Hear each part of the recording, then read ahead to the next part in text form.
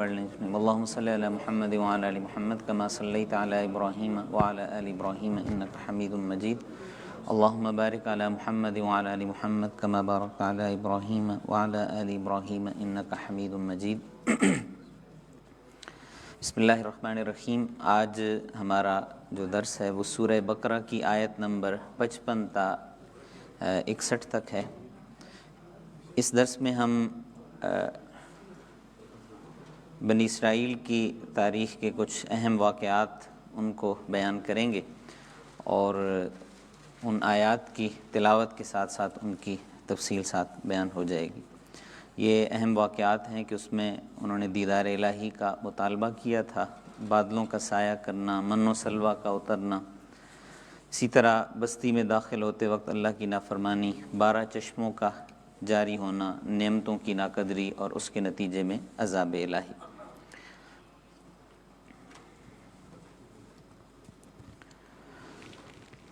اعوذ باللہ من الشیطان الرجیم،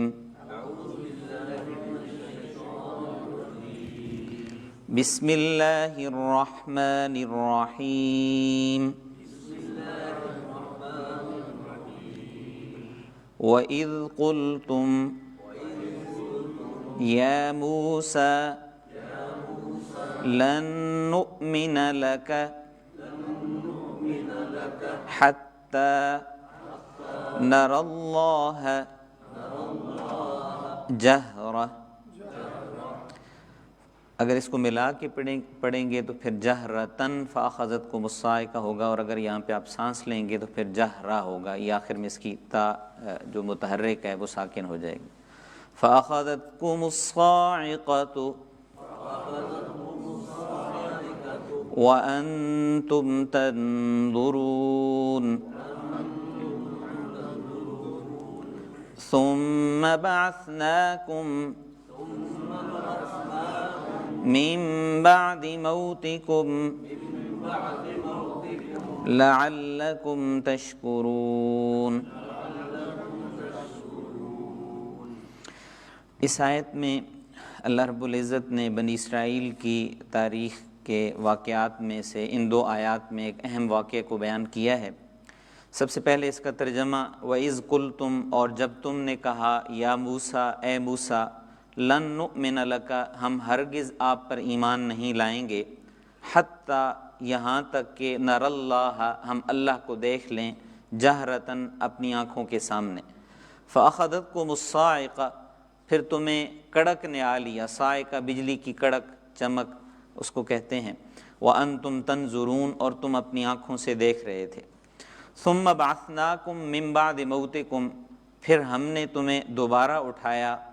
من بعد موتکم، تمہاری موت کے بعد، لعلکم تشکرون، تاکہ تم شکر گزار بن جاؤ۔ بنی اسرائیل کے واقعات کا آغاز اس رکوع کے آغاز سے ہو چکا ہے کہ جس میں اللہ رب العزت نے بنی اسرائیل کے جو تاریخ کے اہم واقعات ہیں ان کا تذکرہ کیا۔ اس میں سب سے پہلے بنی اسرائیل کو اللہ تعالیٰ نے جہان والوں پر فضیلت دی، اس کا تذکرہ اللہ نے کیا، اور اس کے بعد جو ان سے اللہ نے وعدے لیے تھے اور ان وعدوں کی پاسداری کے بجائے انہوں نے کیا کیا، وہاں سے وہ تذکرہ شروع ہوا تھا۔ جس طرح کہ گزشتہ درس میں ہم نے اس بات سے آگاہی حاصل کی تھی کہ جب موسیٰ علیہ السلام 40 دنوں کے لیے طور پہاڑ پہ گئے تو پیچھے سے انہوں نے بچھڑے کی عبادت شروع کر دی۔ جب وہ واپس آئے تو ان کی سزا اللہ تعالیٰ نے مقرر کی کہ فَاقْتُلُوا أَنفُسَكُمْ، کہ جنہوں نے اس کام کا ارتکاب کیا ہے ان کو قتل کیا جائے، اور اس کے نتیجے میں جب اللہ نے ان کی توبہ کو قبول کیا۔ اس کے بعد یہ اگلا واقعہ ہے کہ بنی اسرائیل نے موسیٰ علیہ السلام سے یہ مطالبہ کیا کہ ہم اس وقت تک ایمان نہیں لائیں گے جب تک کہ ہم اللہ کو اپنی آنکھوں سے دیکھ نہ لیں۔ دیدار الہی، اللہ کا دیدار کرنا۔ اب یہ موسیٰ علیہ السلام نے بھی، قرآن میں آتا ہے کہ انہوں نے بھی اللہ سے یہ دعا کی کہ رب ارنی انظر الیک، کہ اے میرے رب میں آپ کو دیکھنا چاہتا ہوں۔ تو اللہ نے کہا کہ لن ترانی، آپ مجھے دیکھ نہیں سکتے، وَلَكِنْ انظر إِلَى الْجَبَلِ، آپ پہاڑ کی طرف دیکھیں، اور اگر فَإِنِ اسْتَقَرَّ مَكَانَهُ فَسَوْفَ تَرَانِي، اگر پہاڑ اپنی جگہ پہ کھڑا رہا، قائم رہا، میں اس پہ اپنی تجلی ڈالوں گا، تو پھر آپ مجھے دیکھ سکیں گے۔ گویا کہ یہ انسانی آنکھ کی سکت ہی نہیں ہے۔ جیسے ہم دیکھتے ہیں کہ اللہ وہ نور کا خالق ہے، اللہ سراپا نور ہے، اللہ نور السماوات والارض، اللہ زمین و آسمان کا نور ہے۔ جب اللہ کی بنائی ہوئی چیزیں، جیسے اب سورج ہے، وہ روشنی کا ایک جو ہے وہ منبع ہے کہ جہاں سے روشنی پھوٹتی ہے، تو ہم آنکھیں بھر کے سورج کی طرف بھی نہیں دیکھ سکتے ہیں۔ تو اللہ جو سراپا نور ہے، ٹھیک، اس کو دیکھنا، ٹھیک، اب اس کی پھر اللہ تعالیٰ نے قرآن کے اندر اپنے سراپے کا بھی تذکرہ کیا ہے کہ لیس کمثلہ شیء، اس جیسی کوئی چیز نہیں ہے، ٹھیک ہے۔ تو یہ انسانی آنکھ کی سکت ہی نہیں ہے کہ انسانی آنکھ اللہ کو دیکھ سکے۔ اب موسیٰ علیہ السلام نے اللہ تعالیٰ سے یہ دعا کی، تو ان کی یہ دعا کوئی آزمائش کے لیے نہیں تھی، ان کی ایک خواہش تھی، دیدار الہی کی خواہش، ٹھیک ہے، یہ ایک فطری بات تھی، انہوں نے یہ بات کی۔ لیکن بنی اسرائیل کا یہ کہنا، انہوں نے چونکہ ایمان کے لیے اس کو شرط قرار دیا کہ ہم اس وقت تک مومن ہی نہیں ہوں گے، ہم کلمہ ہی نہیں پڑھیں گے کہ جب تک کہ ہم اللہ کو اپنی آنکھوں سے دیکھ نہ لیں۔ اور یہ اعتراض بھی اس وقت کیا گیا کہ جب موسیٰ علیہ السلام تورات لے کے آئے تو انہوں نے تورات کو ماننے سے انکار کر دیا کہ ہم کیسے مانیں کہ جی اللہ نے آپ کو دی ہے، ہو سکتا ہے کہ آپ 40 دن وہاں پہ رہے اور اپنی طرف سے یہ لکھ کے لے آئے ہوں۔ تو اس وقت یہ مطالبہ کیا گیا، تو لن نؤمن لک حتی نری اللہ جہرا، کہ ہم اس وقت تک ایمان ہی نہیں لائیں گے کہ جب تک کہ ہم اللہ کو اپنی آنکھوں سے دیکھ نہ لیں۔ یہ مطالبہ آ گیا، تو پھر کیا ہوا کہ ان اپنے مطالبے کی انجام دہی کے لیے وہ طور پہاڑ پہ گئے اور اللہ کے نور کی تجلی برداشت نہ کر سکے، فَأَخَذَتْكُمُ الصَّاعِقَةُ، ایک بجلی کی کڑک نے ان کو آ لیا، وَأَنْتُمْ تَنْظُرُونَ، اپنی آنکھوں سے دیکھ رہے تھے۔ ثُمَّ بَعَثْنَاكُمْ مِنْ بَعْدِ مَوْتِكُمْ، پھر اللہ تعالیٰ نے ان کو دوبارہ موت کے بعد زندہ کیا۔ اب یہ اس کی تفصیل کیا ہے کہ موت کے بعد زندہ کرنا، کہ جب وہ اللہ کے نور کی تجلی پہاڑ پہ پڑی، ٹھیک، وہ تجلی وہ برداشت نہ کر سکے بجلی کی کڑک اور چمک کو، تو وہ بے ہوش ہو گئے یا وہ مر گئے، ٹھیک ہے۔ تو یہ دونوں معنی کے اندر اس کی چونکہ وضاحت نہیں ہے، ٹھیک، اللہ نے موت کا لفظ ذکر کیا ہے، ثم بعثناکم من بعد موتکم، موت کے بعد۔ اور اللہ نے قرآن کے اندر یہ بھی ایک مقام پہ کہا کہ اللہ یتوفی الانفس حین موتہا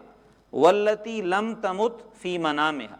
کہ اللہ انسان کی جان کو قبض کرتا ہے، انسان کو فوت کرتا ہے جب اس کی موت کا وقت آتا ہے، اور جس کی موت کا وقت نہیں بھی آتا تو فی منامہا، نیند کے وقت، سوتے وقت اللہ روح کو قبض کرتے ہیں۔ یہ اس کی تفصیل کیا ہے، گویا کہ وہ جو کنیکشن ہوتا ہے وہ شعور کا اور لا شعور کا، وہ ایک لحاظ سے ختم ہو جاتا ہے۔ تو یہ اب اس کی تفصیل کیا ہے، مفسرین نے مختلف توجیحات اس کی ہیں کہ ثم بعثناکم من بعد موتکم سے مراد جو ہے وہ فی نفسی ہی موت تھی، ان پہ موت طاری ہوئی ہے، یا وہ بے ہوش ہوئے تھے، ٹھیک ہے۔ تو اس میں اللہ نے اس بات کو ذکر کیا کہ لعلکم تشکرون، پھر زندگی دی۔ اور پھر بعض جگہ پہ یہ بھی آتا ہے کہ موسیٰ علیہ السلام نے یہ دعا کی تھی کہ اے اللہ، یہ جو میرے ساتھ آئے ہیں، قوم کے سردار 70 نمائندے آئے ہیں اور یہ نور کی تجلی برداشت نہیں کر سکے ہیں، تو اگر انہوں نے جو ہے وہ اب میرے ساتھ یہ واپس نہیں جائیں گے، اور واپس نہ جا کے پھر یہ ہوگا کہ قوم مجھ پہ اعتراض کرے گی کہ میں نے ان کو جو ہے وہ کہیں موت کے گھاٹ اتار دیا ہے، اور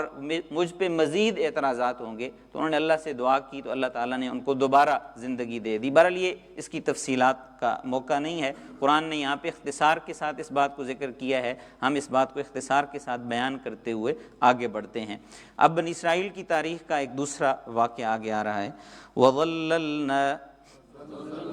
عَلَيْكُمُ الْغَمَامَ وَأَنزَلْنَا عَلَيْكُمُ الْمَنَّ وَالسَّلْوَىٰ كُلُوا مِن طَيِّبَاتِ مَا رَزَقْنَاكُمْ وَمَا ظَلَمُونَا وَلَكِنْ كَانُوا أَنفُسَهُمْ يَظْلِمُونَ۔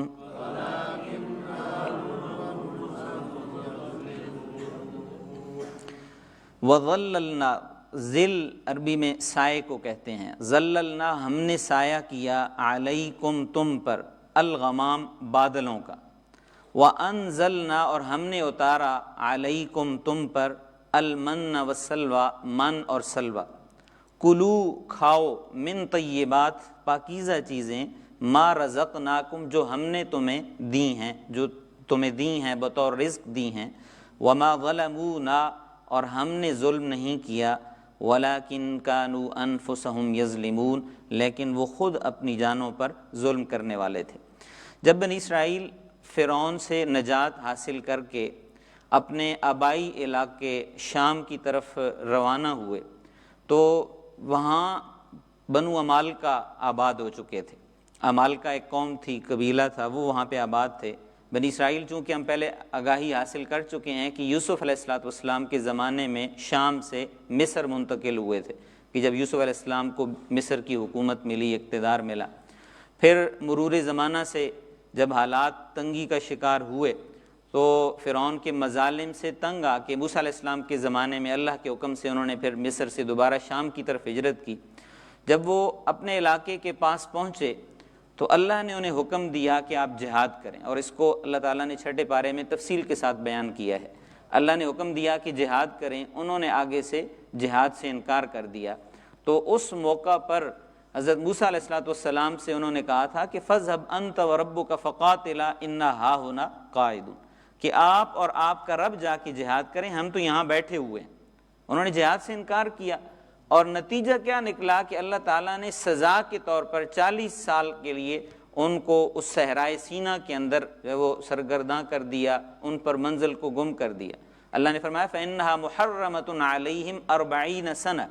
يَتِيهُونَ فِي الْأَرْضِ فَلَا تَأْسَ عَلَى الْقَوْمِ الْفَاسِقِينَ، کہ وہ 40 سال تک صحرا کے اندر پھرتے رہیں گے، اور جو ہے وہ آپ کو اے نبی، اپنے نبی کو خطاب کرتے ہوئے اللہ نے کہا کہ فَلَا تَأْسَ عَلَى الْقَوْمِ الْفَاسِقِينَ، کہ آپ فاسق لوگوں پہ، اللہ کے نافرمانوں پہ آپ افسوس نہ کریں۔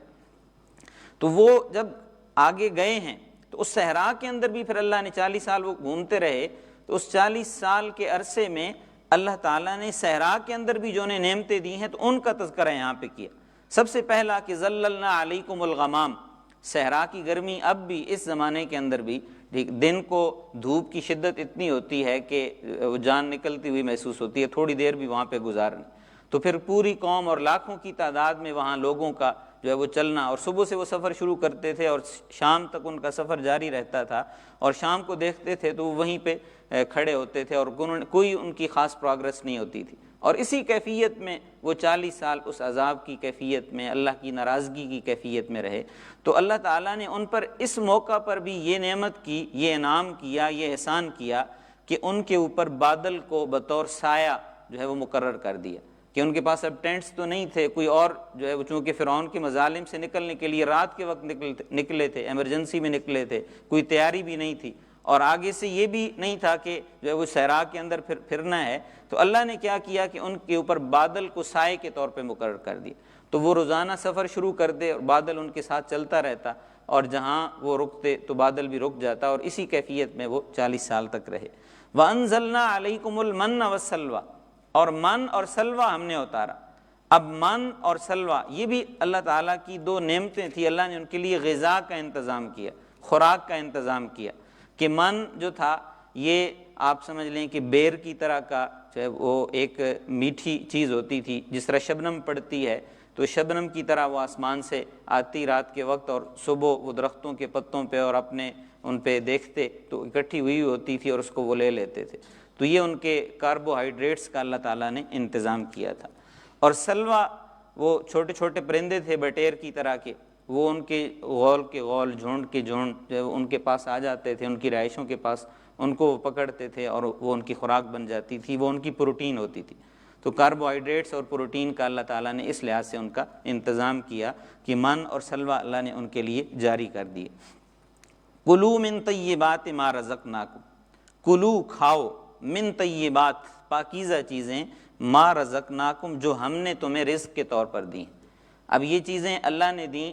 رزق کے طور پہ دیں، پاکیزہ چیزیں دیں، تو کھانے کا حکم دیا، اور اللہ نے پھر فرمایا کہ وما ظلمونا، ہم نے ان پر ظلم نہیں کیا، ولیکن کانوا انفسہم یظلمون، وہ خود اپنی جانوں پر ظلم کرنے والے تھے، کہ اللہ کی نعمتیں اگر وہ ان کو استعمال کرتے رہتے، اس پہ ناشکری کی کیفیت کی طرف نہ جاتے، ٹھیک ہے، تو اللہ تعالیٰ بھی ان کو نعمتیں دیتا اور اللہ کی نعمتیں جاری رہتی۔ اور انہوں نے کیا کیا، اب ان کو یہ حکم بھی تھا، اس میں پھر بڑی تفصیل اسرائیلی روایات کے اندر آتی ہے کہ اللہ نے حکم یہ دیا کہ صبح جو اللہ نے تمہارے لیے رزق کا انتظام کیا ہے، شام کو بھی اللہ تعالیٰ تمہیں رزق دے گا، اور تم نے شام کے لیے سٹاک نہیں کرنا ہے، روزانہ تازہ رزق اللہ تعالیٰ ان کے لیے بھیجتے تھے۔ اور انہوں نے یہ کام شروع کر دیا کہ سٹاک کرنا شروع کر دیا۔ اور یہ بھی بعض روایات کے اندر چیز ملتی ہے کہ پہلے گوشت خراب نہیں ہوتا تھا، یہ گوشت خراب ہونا ہی، اس کے اندر کیڑے پڑنے ہی اسی زمانے میں شروع ہوئے ہیں کہ جب انہوں نے اس کو سلوا کو سٹاک کرنا شروع کر دیا کہ صبح تو اللہ نے دیا ہے، پتہ نہیں شام کو ملے گا یا نہیں ملے گا۔ تو اصل تو یہ ان کی ریہرسل تھی، وہ ٹریننگ تھی کہ جو غلامی کا مزاج ان کا بن چکا تھا، اس غلامی کے مزاج کو اور غلامی کے اثرات کو ان سے ختم کیا جائے۔ بنی اسرائیل کو اس مرحلے کے اندر اس پرمشقت کیفیت سے جو گزارا گیا، اللہ نے اس لیے گزارا کہ جو انہوں نے غلامی میں، فرعون کی غلامی میں جو مظالم سہے تھے اور ان کے اندر سے جو جرت کی کیفیت ختم ہو چکی تھی، تو دوبارہ وہ ایک پرمشقت کیفیت کے اندر آئیں اور اللہ کے ساتھ اپنا تعلق بھی قائم کریں، توکل بھی کریں، اللہ پر ایمان کو مضبوط بھی کریں، اور ساتھ ساتھ جو ہے وہ اپنی اصلاح بھی کریں۔ اور غلامی والی کیفیت جس کو اقبال کہتے ہیں، غلامی میں کام آتی ہیں نہ تدبیریں نہ شمشیریں، جو ہو ذوق یقین پیدا تو کٹ جاتی ہیں زنجیریں۔ تو اصل بات تو یہی ہے کہ غلامی کے اندر وہ دل کی غلامی، فکر کی غلامی، وہ فرعون کے مظالم وہ ایسے ان کے ذہن کے اندر بیٹھ گئے تھے، وہ جس جنریشن نے مظالم کے اندر، غلامی کے اندر پرورش پائی تھی، تو وہ اسی کیفیت کی وجہ سے جرت نہیں تھی، اور موسیٰ علیہ السلام کو جہاد سے انکار کر دیا، اور آگے سے کہنے لگے کہ ہم تو نہیں جا سکتے ہیں۔ اور اللہ کے اوپر بھی اور یقین اور توکل کی کیفیت کیا تھی، پچھلی آیت میں آپ نے پڑھا ہے کہ لن نؤمن لک حتی نری اللہ جہرا، کہ جب تک ہم اللہ کو اپنی آنکھوں سے نہیں دیکھیں گے ہم اللہ پر ایمان بھی نہیں لائیں گے، ٹھیک ہے۔ اب ایمان والوں کی صفت ہی اللہ نے یہ بیان کی ہے، سورہ بقرہ کے آغاز میں ہم نے پڑھا کہ ھدی للمتقین الذین یؤمنون بالغیب۔ اب بالغیب کا مطلب کیا ہے کہ ہم میں سے کسی نے اللہ کو اپنی آنکھوں سے دیکھا تو نہیں ہے، نہ ہی کسی مسلمان نے یہ مطالبہ کیا ہے، بن دیکھے ہم اللہ پر ایمان لائے ہیں، ٹھیک ہے۔ تو بن دیکھے ایمان لانا، ٹھیک ہے، اور بن دیکھے جو ہے اللہ کی قدرت کے ذریعے اللہ کا تعارف حاصل کرنا، اللہ کی پہچان حاصل کرنا، تو یہی کیفیت ان کے اندر چونکہ نہیں تھی اس غلامی کی کیفیت کی وجہ سے، تو اللہ نے کیا کیا کہ اللہ تعالیٰ نے اس مرحلے سے انہیں گزارا، اور اس کے دوران بھی اللہ کی نعمتیں جو ان پر ہوتی رہیں اس کا اللہ نے تذکرہ کیا کہ میں نے بادلوں کا سایہ بھی کیا، من اور سلوہ کو بھی ان کے لیے غذا کے طور پر مہیا کیا، اور اللہ نے فرمایا کہ ما ظلمونا، ہم نے بنی اسرائیل پر ظلم نہیں کیا کہ ہم نے انہیں جان والوں پر فضیلت دی، اور پھر آگے چل کے ہم پڑھیں گے آج کے سبق کے اندر وہ بھی ہے کہ ان پر پھر ذلت اور مسکنت آ گئی ہے، تو اللہ نے فرمایا کہ ہم نے ظلم نہیں کیا ہے، ہم نے انہیں ذلیل نہیں کیا ہے، ہم نے ان سے نعمتیں واپس نہیں دیں، لیکن ولیکن کانوا انفسہم یظلمون، خود انہوں نے اپنی جانوں پر ظلم کیا، خود اللہ کی نعمتوں کی ناقدری کی، ناشکری کی، اور نتیجہ یہ نکلا کہ اللہ تعالیٰ نے پھر وہ نعمتیں ان سے واپس لے لیں۔ وَإِذْ قُلْنَا ادْخُلُوا هَٰذِهِ الْقَرْيَةَ فَكُلُوا مِنْهَا حَيْثُ شِئْتُمْ رَغَدًا وَادْخُلُوا الْبَابَ سُجَّدًا وَقُولُوا حِطَّةٌ نَغْفِرْ لَكُمْ خطاياكم وسنزيد المحسنين۔ وَإِذْ قُلْنَا، اور جب ہم نے کہا، ادخلوا، داخل ہو جاؤ، هذه القرية، اس بستی میں، فَكُلُوا مِنْهَا، اس بستی میں سے کھاؤ، حیث شئتم، جہاں سے تم چاہو، رغداً، دل پسند، وَادْخُلُوا الْبَابَ، اور اس بستی کے دروازے سے داخل ہونا، سجداً، سجدہ کرتے ہوئے، وَقُولُوا، اور کہو، حِطَّةٌ، حِطَّہ، یہ کلمہ جو ہے وہ استغفار ہے، نغفر لکم خطایاکم، ہم تمہاری خطائیں بخش دیں گے، وسنزید المحسنین، اور ہم نیکی کرنے والوں کو مزید عطا کریں گے۔ اب یہ اللہ تعالیٰ نے انہیں تیسرا حکم دیا کہ جب وہ 40 سال انہوں نے گزار لیے، اور اس 40 سال کے عرصے میں اس ٹریننگ سے گزر کے ان کے اندر وہ جو پہلی جنریشن تھی کہ جنہوں نے انکار کیا تھا جہاد کرنے سے وہ زیادہ تو وہ لوگ چلے گئے اس دنیا سے، اور نئی جو جنریشن تھی، جو بچے تھے اس دور میں وہ لڑکپن اور جوانی کی عمر کو پہنچے تو ان کے اندر وہ ان کی تعداد زیادہ ہوئی، ان میں جرت کی کیفیت زیادہ تھی، تو انہوں نے پھر جہاد کیا۔ اور بعض روایت میں آتا ہے کہ موسیٰ علیہ السلام کے آخری زمانے کی بات ہے، اور بعض روایت میں یہ بھی آتا ہے کہ موسیٰ علیہ السلام کے بعد حضرت یوشع بن نون کے زمانے کی بات ہے، لیکن زیادہ روایات میں یہ ہے کہ موسیٰ علیہ السلام کے آخری زمانے کی یہ بات ہے کہ انہوں نے پھر جہاد کیا، اور یہ فلسطین کے علاقے میں اریحہ ایک بستی تھی، اس کو انہوں نے فتح کیا۔ یہ پہلی بستی تھی کہ جب مصر سے واپس آنے کے بعد شام کے علاقے میں انہوں نے فتح کی، اور اس بستی کو فتح کر کے اس میں داخل ہونے کا اللہ تعالیٰ نے حکم دیا۔ تو اب حکم کس انداز میں دیا ہے کہ اب اس بستی میں داخل ہو جاؤ، تمہیں فتح حاصل ہوئی ہے، اور کرنا کیا ہے کہ اس بستی میں سجدہ کرتے ہوئے داخل ہونا ہے، سجدہ کرتے ہوئے، سجدہ شکر ادا کرتے ہوئے داخل ہونا ہے کہ اتنے عرصے کے بعد، اتنی ذلت اور مسکنت کے بعد اللہ نے دوبارہ آپ کو ایک ٹھکانہ دیا ہے، فتح عطا کی ہے۔ اور قولوا حطۃ، اور حطۃ کہنا ہے، یہ کلمہ استغفار ہے کہ خدا سے اپنی خطاؤں کی معافی مانگنا ہے کہ جن غلطیوں کی وجہ سے، جن سرکشیوں کی وجہ سے ہم جو ہے وہ ذلت کے اندر مبتلا ہوئے، تو اب اللہ نے ہمیں اگر دوبارہ عزت عطا کی ہے، دوبارہ اپنا ٹھکانہ عطا کیا ہے، تو اس پہ ہم اپنی سابقہ غلطیوں پہ معافی مانگتے ہیں۔ اور دوسرا حطۃ کا ایک مطلب یہ بھی ہے کہ جو بستی آپ نے فتح کی ہے تو اس بستی کے جو رہنے والے ہیں ان کے ساتھ قتل و غارت اور لوٹ مار کا کام آپ نے نہیں کرنا ہے، ان کو معاف کرنا ہے، معافی کا اعلان کرنا ہے۔ اور فرمایا کہ وَسَنَزِيدُ الْمُحْسِنِينَ، کہ ہم نیکی کرنے والوں کو مزید عطا کریں گے، یعنی اگر تم نے اس پہ اللہ کی اس نعمت پہ شکر ادا کیا تو ہم کیا کریں گے کہ مزید تمہیں عطا کریں گے، مزید بستیاں عطا کریں گے، مزید سرزمین عطا کریں گے، مزید تمہیں استحکام عطا کریں گے، اقتدار عطا کریں گے، آزادی تمہاری جو ہے وہ مضبوط ہوگی، تو اس لیے تم نے جو ہے وہ نیکی کی کیفیت کو اپنانا ہے۔ اور انہوں نے اس حکم کے جواب میں کیا کیا، وہ اگلی آیت کے اندر آ رہا ہے،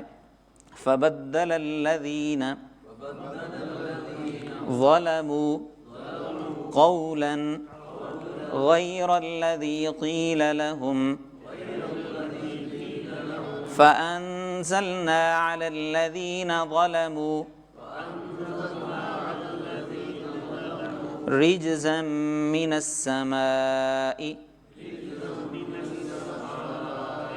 بِمَا كَانُوا يَفْسُقُونَ۔ فَبَدَّلَ الَّذِينَ، بدل تبدیل کر دیا، بدل یبدل تبدیل کرنا، الَّذِينَ ظَلَمُوا جن لوگوں نے ظلم کیا، قولاً بات کو، یعنی جو اللہ نے بات کہی تھی اس کو تبدیل کر دیا، غیر الذی قیل لہم سوائے اس بات کے جو ان سے کہی گئی تھی، فَأَنزَلْنَا عَلَى الَّذِينَ ظَلَمُوا تو ہم نے ظالموں پر اتارا رجزا من السماء آسمان سے عذاب، بما كانوا يفسقون اس وجہ سے کہ وہ نافرمانی کر رہے تھے۔ اب اللہ نے حکم یہ دیا تھا کہ یہ بستی فتح ہوئی ہے اللہ کی مدد سے، اللہ کی نصرت سے، تو آپ نے ایک تو کلمہ استغفار کہنا ہے، اللہ سے معافی مانگنی ہے، اور دوسرا کام یہ کرنا ہے کہ عاجزی کا اظہار کرنا ہے، انکساری کے ساتھ، سجدہ کرتے ہوئے کا مطلب یہ ہے کہ عاجزی اور انکساری کے ساتھ۔ لیکن انہوں نے کیا کیا کہ عاجزی اور انکساری کے بجائے اس فتح کو اپنی قوت کا مظہر سمجھتے ہوئے کہ ہم نے اپنے بل بوتے پہ فتح حاصل کی ہے، اکڑ کے ساتھ، اکڑ کے، غرور کے ساتھ، تکبر کے ساتھ وہ اندر داخل ہوئے۔ اور دوسرا تھا حطۃ کہ کلمہ استغفار اللہ سے معافی مانگنی ہے، تو انہوں نے حنطۃ کہنا شروع کر دیا کہ جی حنطہ ہمیں گندم چاہیے، یعنی گویا کہ اس کو بالکل اللہ کے حکم کا ایک لحاظ سے مذاق اڑاتے ہوئے کہ کلمہ استغفار زبان کے اوپر ہونا چاہیے، تو اس کے بجائے انہوں نے اللہ کے حکم کا اس انداز میں مذاق اڑایا، اور نتیجہ کیا نکلا کہ پھر اللہ تعالیٰ کی طرف سے ان پہ عذاب آیا اللہ کی نافرمانی کے نتیجے۔ اب دیکھیے کہ تاریخ اسلام کا جب ہم مطالعہ کرتے ہیں، نبی اکرم صلی اللہ علیہ وآلہ وسلم کی قیادت میں سن 8 ہجری میں مسلمانوں نے مکہ فتح کیا۔ اب جب مکہ فتح ہوتا ہے تو ہم یہ دیکھیں کہ نبی اکرم صلی اللہ علیہ وسلم نے اس حکم کو پورا کیا کہ حضور عاجزی کے ساتھ، انکساری کے ساتھ، حضور اپنی سواری پہ سوار ہیں، اپنے اونٹ پہ سوار ہیں، اور آپ کا سر اتنا جھکا ہوا تھا کہ اس کی کوہان کے ساتھ آپ کا سر لگا ہوا تھا، اور آپ کی زبان کے اوپر جو کلمات تھے کہ جاء الحق وزهق الباطل کے ہم سنتے ہیں، یہ اسی طرح استغفار کے کلمات بعض روایات میں آتے ہیں، یعنی عاجزی اور انکساری کے ساتھ حضور مکہ میں داخل ہوئے ہیں۔ اور دوسرا آپ نے کام کیا کیا کہ حضرت سعد بن عبادہ، ان کے پاس مسلمانوں کا جھنڈا تھا، علم تھا، تو انہوں نے اس موقع پر کہا کہ آج جو ہے وہ کعبہ کی حرمت حلال ہوگی، یعنی کعبہ کی حرمت آج حلال ہوگی۔ حلال ہوگی کا مطلب کیا ہے کہ ہم آج کعبہ کو اپنے دشمنوں کے خون سے رنگیں گے۔ جب نبی علیہ الصلوۃ والسلام نے فرمایا کہ نہیں، کعبہ کی حرمت برقرار رہے گی، اور آپ نے فرمایا کہ سعد بن عبادہ سے جھنڈا لے کے ان کے بیٹے کو دے دیا جائے کہ انہوں نے یہ سخت کلمہ کیوں کہا ہے، اور اس کے بعد حضور نے پھر ان سارے کفار کے سرداروں کو کیا کہا تھا، وہ تاریخ کا حصہ ہے۔ آپ نے فرمایا تھا کہ لا تثریب علیکم الیوم، میں وہی کہوں گا کہ جو یوسف علیہ السلام نے اپنے بھائیوں سے کہا تھا کہ آج تم سے کوئی مواخذہ نہیں ہے، اللہ سے معافی مانگو، اور خود آپ نے معافی کا اعلان کیا۔ اور اس کا نتیجہ پھر کیا نکلا کہ 2 سال کا یہ عرصہ گزرتا ہے، مکہ فتح ہونے کے 2 سال کے عرصے میں ہی پورا جزیرہ عرب وہ اسلام کا مرکز بن جاتا ہے۔ تو یہ وَسَنَزِيدُ الْمُحْسِنِينَ، اللہ تعالیٰ انسان کو اگر کوئی نعمت دیں تو انسان کو یہ چاہیے کہ وہ اس نعمت کو اپنی قابلیت یا اپنی ایبلٹی کا نتیجہ نہ سمجھے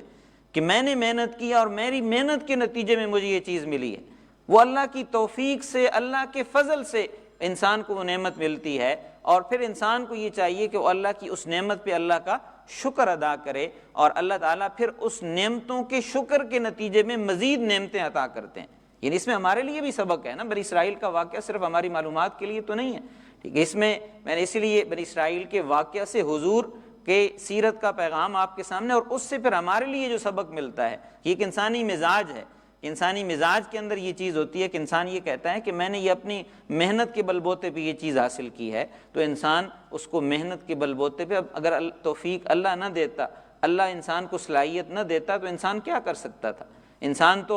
محتاج ہے، ہر معاملے کے اندر محتاج ہے کہ ایک سانس انسان کے اندر گئی ہے، ٹھیک ہے، آکسیجن گئی ہے، تو اس سے باہر نکلنے میں اللہ کا حکم نہ ہو تو وہ سانس باہر بھی نہیں نکل سکتی ہے۔ تو انسان کو یہ چاہیے کہ اللہ کی نعمتیں جو اللہ نے انسان کو عطا کی ہیں، تو انسان ان پہ شکر گزاری کی کیفیت کو اپنائے۔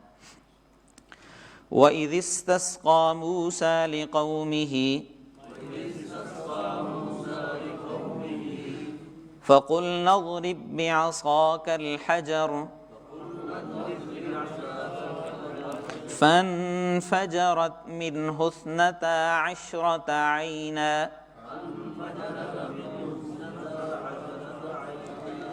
قَدْ عَلِمَ كُلُّ أُنَاسٍ مَّشْرَبَهُمْ كُلُوا وَاشْرَبُوا مِن رِّزْقِ اللَّهِ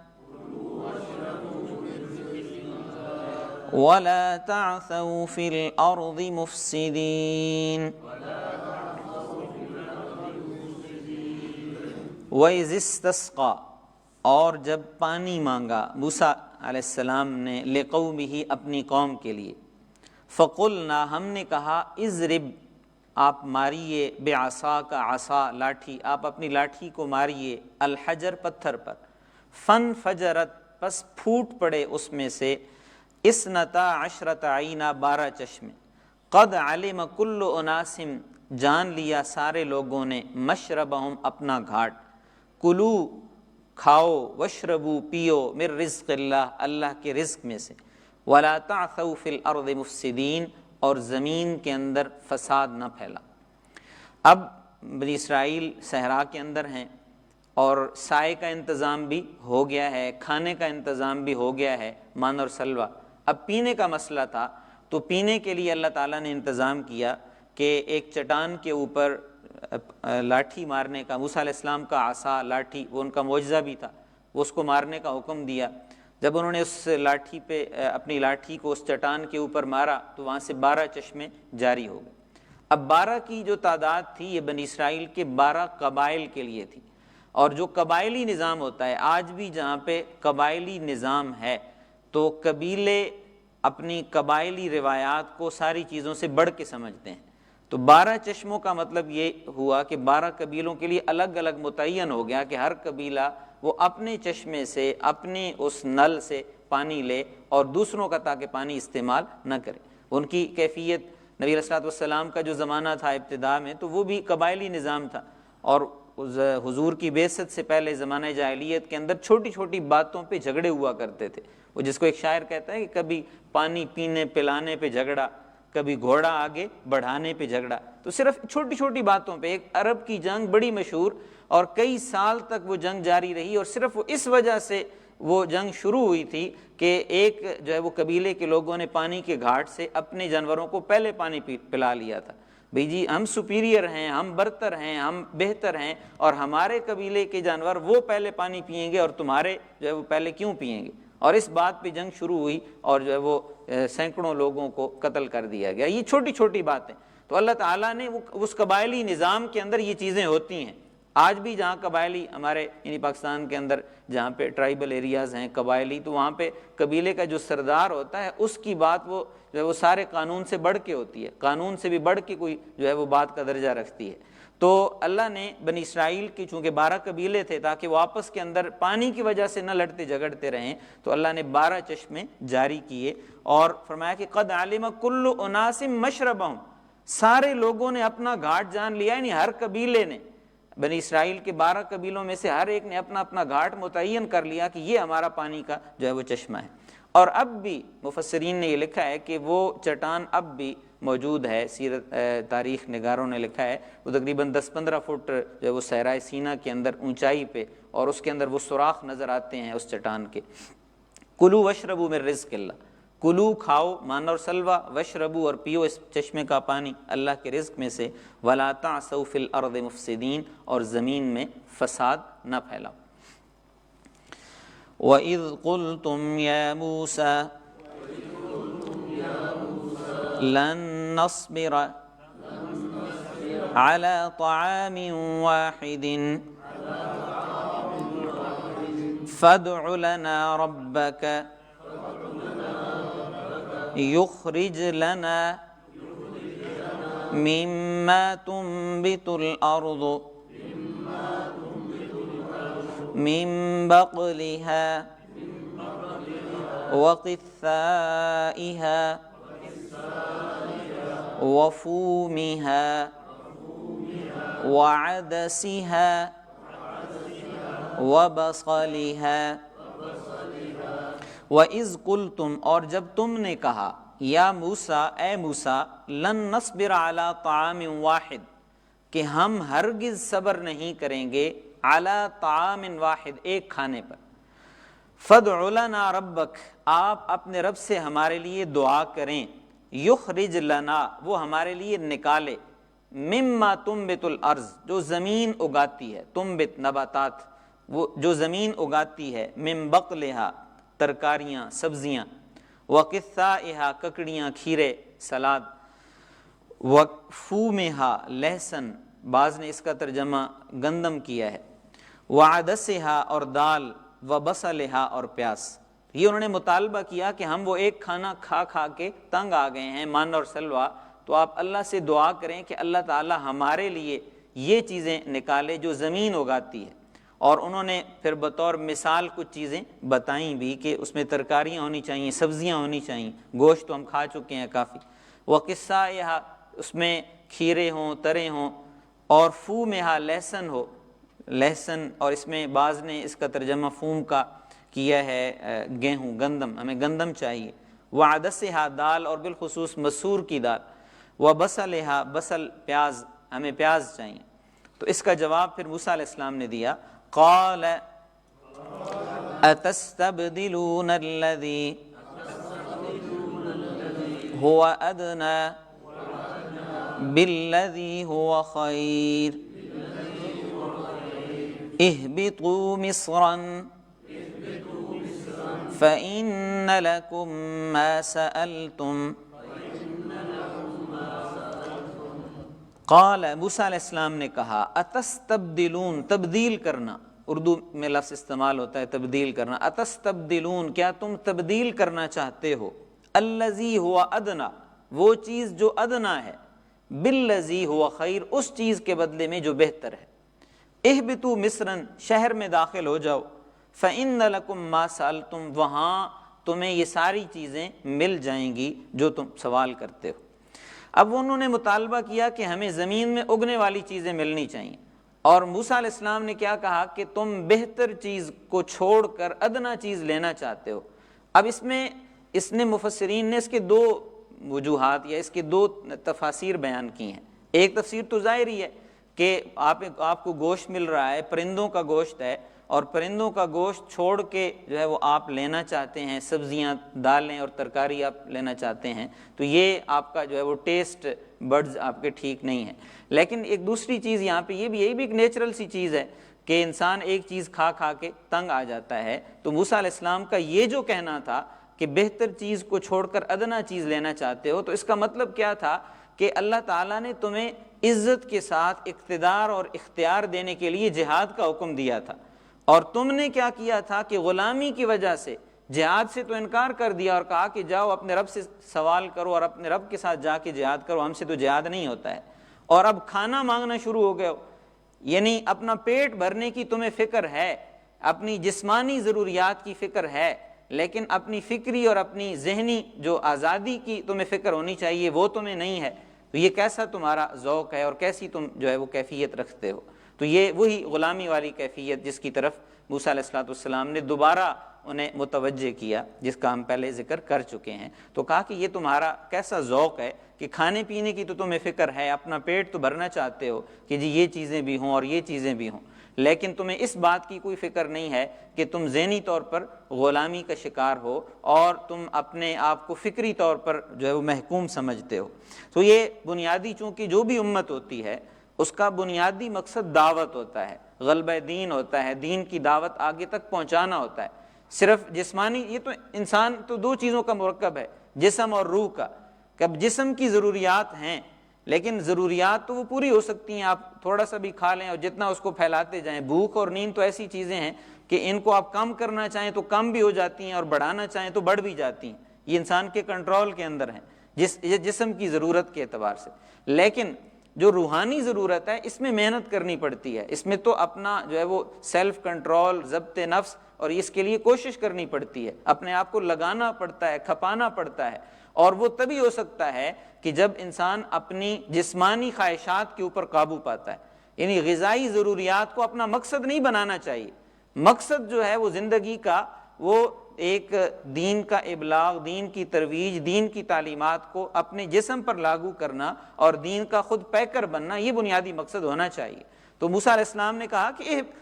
یہ جو چیزیں تم مانگ رہے ہو، اہبطوا مصرن، کسی بھی شہر کے اندر چلے جاؤ، آباد ہو جاؤ، تو آباد ہوگے سکون کے ساتھ تو پھر یہ چیزیں خود کاشت کر لینا اور اگا لینا اور کھا لینا، لیکن یہ تمہارا مقصد یہ نہیں ہے، تمہیں اس لیے نہیں اٹھایا گیا کہ تم جو ہے وہ جا کے کاشتکاری کرنا شروع کر دو اور غذائی ضروریات کے پیچھے پڑ جاؤ، جس طرح ہم نے پچھلے درس کے اندر بھی بات ہوئی تھی کہ کنتم خیر امۃ اخرجت للناس، تمہیں لوگوں کے لیے نکالا گیا ہے، تو لوگوں کے لیے یعنی ہم نے لوگوں کو دین کی طرف متوجہ کرنا ہے، اللہ کی طرف متوجہ کرنا ہے، دعوت اللہ، رجوع اللہ، غلبہ دین، اقامت دین، یہ بنیادی جو ہے وہ مقاصد ہیں جو کسی بھی امت کے ہوا کرتے ہیں۔ لیکن انہوں نے اپنی اس ذمہ داری کو نہیں سمجھا اور اس کا نتیجہ کیا نکلا وہ اگلی آیات کے اندر آ رہا ہے۔ وَضُرِبَتْ عَلَيْهِمُ الذِّلَّةُ وَالْمَسْكَنَةُ وَبَاءُوا بِغَضَبٍ مِّنَ اللَّهِ ذَلِكَ بِأَنَّهُمْ كَانُوا يَكْفُرُونَ بِآيَاتِ اللَّهِ وَيَقْتُلُونَ النَّبِيِّينَ بِغَيْرِ الْحَقِّ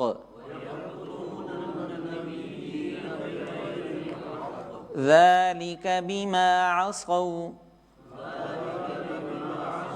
وَكَانُوا يَعْتَدُونَ۔ وَضُرِبَتْ عَلَيْهِمُ الذِّلَّةُ، ضُرِبَتْ عَلَيْهِمْ، ان پر مار دی گئی، ان پر مسلط کر دی گئی، الذلہ ذلالت، تذلیل، والمسکنہ مسکینی، بیچارگی، وباءوا بغضب من اللہ، اور وہ اللہ کے غضب میں گرفتار ہو گئے، مبتلا ہو گئے، ذالک بما، ذالک یہ اس وجہ سے ہوا کہ بأنہم کانوا یکفرون بآیات اللہ، کہ وہ اللہ کی آیات کا کفر کرتے تھے، اللہ کی آیات کا کفر یعنی انکار کرتے تھے۔ وَيَقْتُلُونَ النَّبِيِّينَ اور وہ انبیاء کو قتل کرتے تھے، بغیر الحق ناحق، ذَلِكَ بِمَا عَصَوْا یہ اس وجہ سے ہوا کہ بما عصوا انہوں نے نافرمانی کی، وَكَانُوا يَعْتَدُونَ اور وہ حد سے تجاوز کرتے تھے۔ تو یہ بنی اسرائیل کا اب انجام یہاں پہ اللہ نے ذکر کیا کہ اس سے بالکل 2 رکوع پہلے اللہ نے ذکر کیا تھا کہ انی فضلتکم علی العالمین، میں نے تمہیں جہان والوں پر فضیلت دی۔ اور جو ہے وہ اگر ہم یہ کہیں کہ وہ اللہ کی ایک لاڈلی جو ہے وہ امت تھی تو اس میں بھی شاید کوئی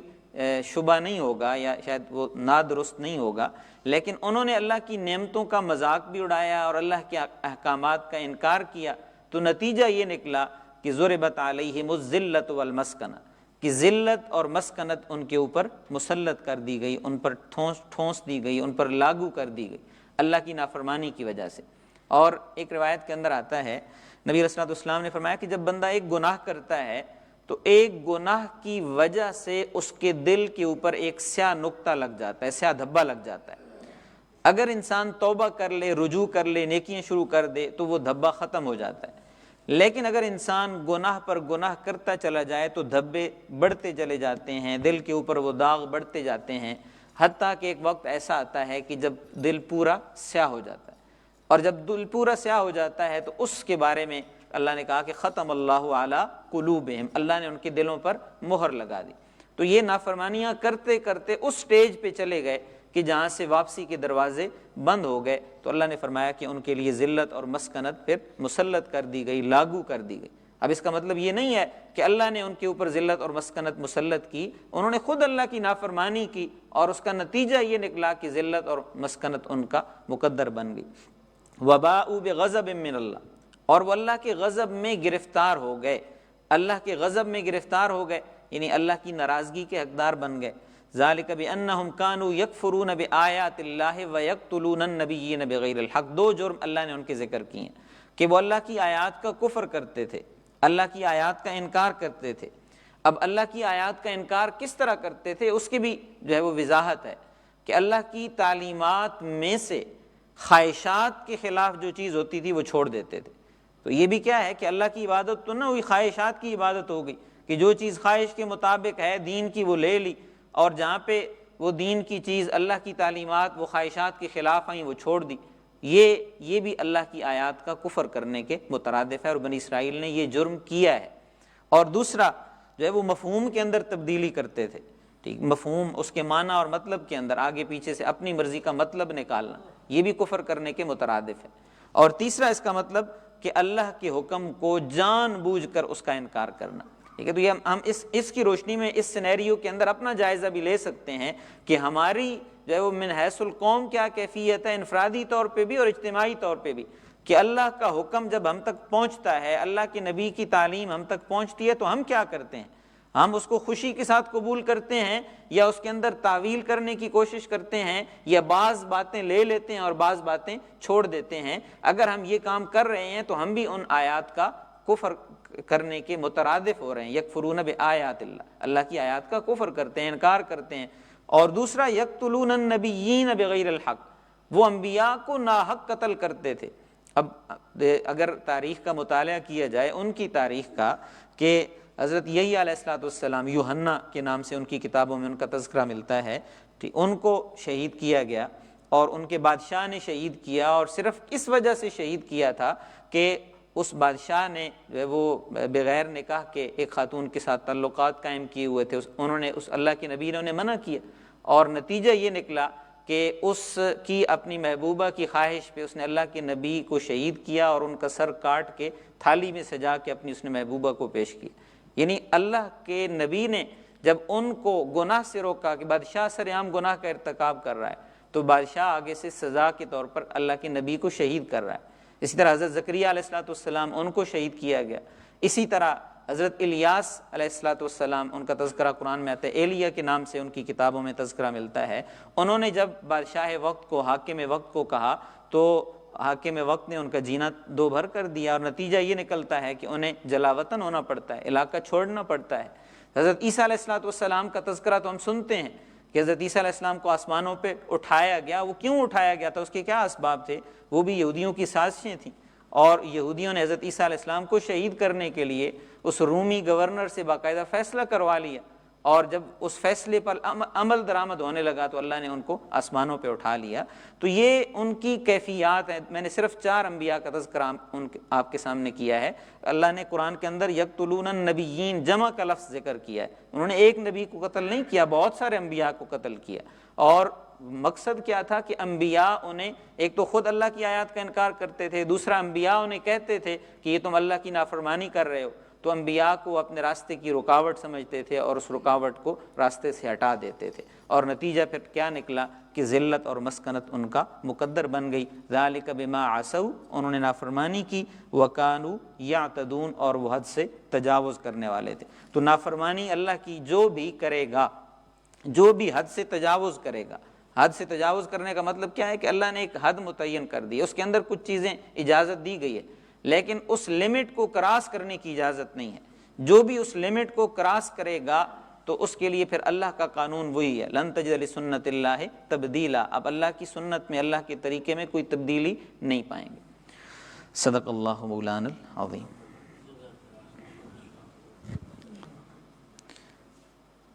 اگلے سنڈے کو ایک تو ٹائم تبدیل ہو جائے گا، یعنی 2 کے بجائے 1 بجے انشاءاللہ ہوگا، اور دوسرا جو اگلا سنڈے ہے وہ سیرت کے حوالے سے ہمارا موضوع ہوگا، چونکہ آج 1 ربیع الاول ہو چکی ہے، تو ربیع الاول کی مناسبت سے اگلا جمعہ اگلا سنڈے جو ہے وہ ہمارا سیرت کے حوالے سے ہوگا۔ اگر کوئی سوال ہے تو۔ یہ جو آخری آیت میں ہے بہت زور بات ہے، ذلت کا مسکن، یعنی یہاں پر روح مسلط، آپ نے تو مسکن کی اس کا کیا، لیکن اس کا مسکنت کا میں نے بیچارگی کیا ہے جی، ذلت اور مسکن جی۔ تو عام طور پہ دنیا میں یہ مشہور ہے کہ یہودی قوم جو ہے وہ امیر قریب قوم، تو اس میں کیا ہو سکتا ہے، کیا آپ اس کو کس طرح؟ یہودی ایز اے قوم امیر ترین نہیں ہیں۔ اگر آپ اس وقت بھی اسٹڈی کریں، یہودی جو پبلک ہے، ٹھیک ہے، وہ ان کے جو عمراء ہیں وہ امیر ترین ہیں، ان کا دنیا کی اکانومی کے اوپر قبضہ ہے جو ان کے عمراء ہیں، لیکن ان کے جو غرباء ہیں، جو پبلک ہے، جو عام ہیں، وہ اب بھی اسی طرح ہی ہیں۔ اور دوسرا ذلت و مسکنت کا ایک مفہوم کے اندر یہ چیز بھی آتی ہے کہ عزت، احترام، رسپیکٹ ایز اے نیشن، ٹھیک ہے، وہ ان کی آپ کو نظر نہیں آئے گی۔ جس طرح بھی ہم نے دیکھا کہ دوسری جنگ عظیم میں ہٹلر نے یہودیوں کو کس انداز میں کیا، اور اس نے پھر یہ کہا تھا کہ میں نے کچھ یہودی اس لیے چھوڑ دیے ہیں کہ تاکہ آپ کو پتہ چلے کہ بھی میں نے یہ جرم نہیں کیا تھا۔ وہ بھٹیوں کے اندر جو ان کا وہ اس کی تاریخی حیثیت کے اوپر الگ سے اعتراضات ہیں کہ وہ درست ہے یا نہیں ہے، ٹھیک ہے، لیکن بہرحال یہ ایک مشہور ایک چیز بیان کی جاتی ہے۔ ایز اے نیشن ان کی رسپیکٹ اس انداز میں نہیں ہے۔ ایک اب ان کا وطن اگر ہے، اسرائیل اس وقت موجود ہے، تو وہ بھی امریکہ کی مکمل سپورٹ کے ساتھ ہی ہے، ٹھیک ہے۔ باقی گرد و پیش میں بلکہ انور سادات کا بیان آن دا ریکارڈ موجود ہے، جو مصر کا حکمران تھا، اس نے کہا کہ میں اسرائیل سے جنگ کر سکتا ہوں لیکن میں امریکہ سے جنگ نہیں کر سکتا، ٹھیک ہے۔ تو یہ چیزیں ہیں، ٹھیک ہے، لیکن ایز اے نیشن کی جو بات ہے وہ ذلت و مسکنت والی کیفیت ان کی ہے۔ جو مال و دولت کی بات، مال و دولت سے عزت تو نہیں ہوتی، مال و دولت عزت کا معیار تو نہیں ہے۔ اور شکریہ، آمین، الحمدللہ رب العالمین، والصلاۃ والسلام علی سید الانبیاء والمرسلین، ربنا آتنا فی الدنیا حسنہ وفی الآخرۃ حسنہ وقنا عذاب النار، یا فاطر السماوات والارض انت ولینا فی الدنیا والآخرہ توفنا مسلما والحقنا بالصالحین۔ الہ العالمین ہمیں قرآن کا فہم حاصل کرنے کی توفیق عطا فرما۔ الہ العالمین قرآن کو سمجھنے کی اور قرآن پر عمل پیرا ہونے کی توفیق عطا فرما۔ الہ العالمین نبی علیہ الصلوۃ والسلام کی سیرت کو سمجھنے کی اور کامل اتباع کرنے کی توفیق عطا فرما۔ الہ العالمین حاضرین میں سے جو لوگ بیمار ہیں ان سب کو شفائے کاملہ عاجلہ نصیب فرما۔ حاضرین میں سے جن کے اعزا و اقربا بیمار ہیں، ہمارے سینٹر کی جو ساتھی بیمار ہیں، صحت کے مسائل کا شکار ہیں، الہ العالمین سب کو شفائے کاملہ عاجلہ نصیب فرما۔